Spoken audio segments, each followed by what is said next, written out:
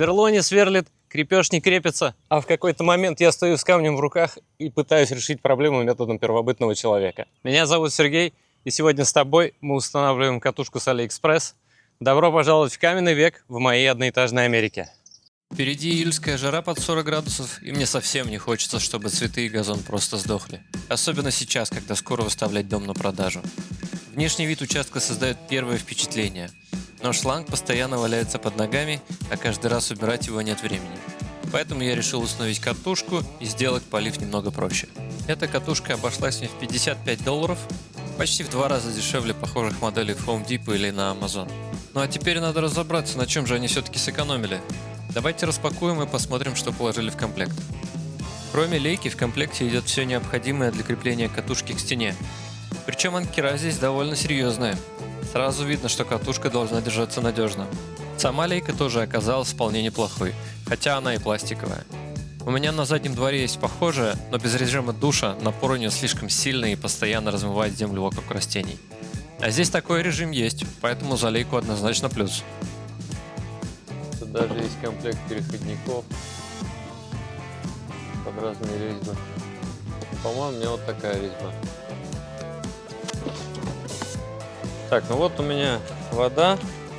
Я думал установить здесь где-то вот тут, но немножко переживаю, что это не выдержит, потому что это не кирпич, а винир. Ударную дрель, которую я использовал при ремонте прачечной, я в итоге сдал. Она мне совсем не понравилась. А перфоратором я так и не обзавелся. Поэтому попробуем обойтись обычной дрелью и сверлом по керамике, чтобы просверлить облицовку. Но эта затея сразу провалилась. Посмотрим, получится ли что-нибудь с помощью другого сверла, которое случайно оказалось под рукой.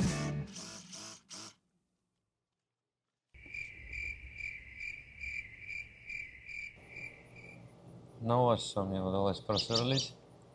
Идея со сверлением провалилась, поэтому переходим к плану Б.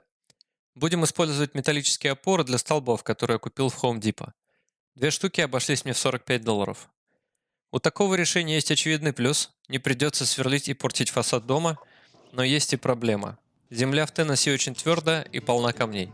Поэтому остается надеяться, что я с первого раза выбрал правильное место и смогу забить опору в землю. Чтобы не повредить саму опору, используем обрезок бруса 100 на 100 как проставку и через него забьем ее в землю. Затем останется закрепить на ней катушку. Если никаких сложностей не возникнет, вся установка должна занять буквально несколько минут. Но, как вы уже догадались, все оказалось не так просто.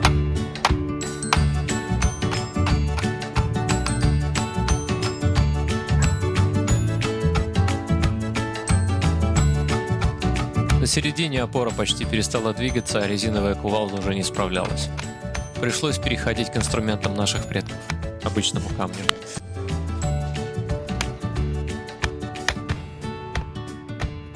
Забив опору на нужную глубину, я пошел за брусом подходящей длины и с удивлением обнаружил, что расстояние между крепежными отверстиями совпадает с шириной бруса. Но меня это не остановило. Я решил расширить брус, обшив его обрезками кедра, оставшимися от прошлого проекта.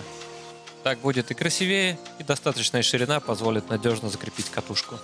Край доски был не обработанным, поэтому я подрезал его на циркулярном станке, чтобы получить ровную и чистую кромку.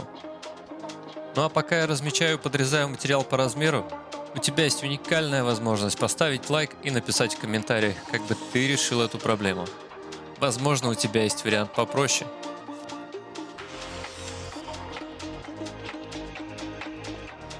Самый простой способ подогнать доски по ширине – разметить их прямо по месту. Поэтому сначала соберем все на струбцинах, отметим лишнее, а затем подрежем.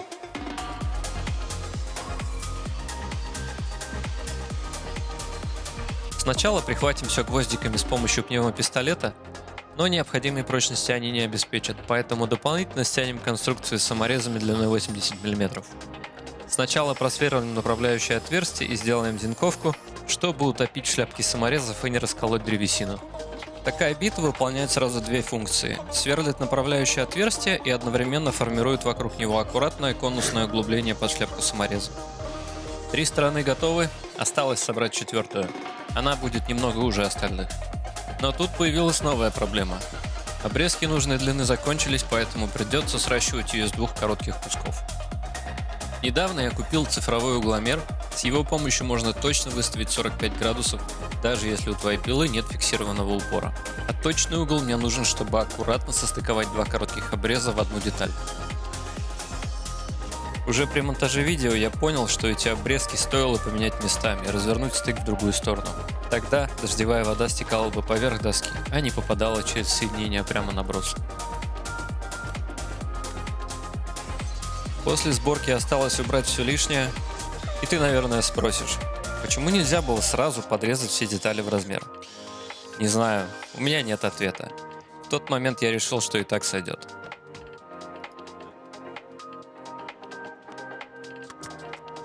А здесь я решил опробовать режим слежения на своей камере. Надеюсь, это не слишком раздражает. Напиши в комментариях, как тебе такой эффект. Ну что ж, катушка почти установлена. Осталось закрепить ее окончательно, подключить воду и проверить, как все работает. Самое сложное уже позади, подумал я. Что еще может пойти не так? Но как оказалось, впереди меня ждали еще две небольшие проблемы. Пластиковая гайка из китайского комплекта, конечно, не внушала особого доверия. И как только я включил воду, соединение сразу потекло. Ну, я не знаю, ребят. Я вас, конечно, слышу и очень уважаю ваше мнение и благодарю за обратную связь, но я дебил, что ли, какой-то? Почему у меня без сумки не получается собирать соединения? Как мне подсказали в комментариях под видео о ремонте прачечной, на такие соединения фум-ленту обычно не наматывают. Внутри гайки уже есть резиновая прокладка, которая должна удерживать воду. Но в моем случае прокладка не справилась, а вот фум-лента проблему решила. Осталось только переставить ограничитель, чтобы конец шланга не лежал на земле. Но тут обнаружилась еще одна проблема. Катушка почему-то не могла смотать шланг полностью. Он просто не помещался внутри. К счастью, китайцы это предусмотрели. Концевой фитинг можно снять, укоротить шланг и установить его обратно. Поэтому сейчас мы все это дело подрежем просто на нужную длину и будет готово. В целом, несмотря на все сложности и мелкие недочеты, катушка мне понравилась.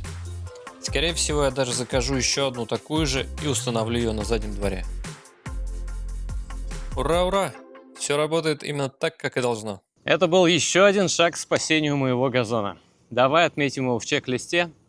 Теперь поливать участок будет гораздо проще, а значит, пережить июльскую жару у газона станет немножечко больше шансов. Если ты не видел первую серию, обязательно переходи по ссылке, именно с нее все и начиналось. На моем канале только честные DIY проекты, без магии и без «смотрите, как легко». Обязательно подпишись на него. Впереди еще много работы по дому и участку. Увидимся в следующем видео.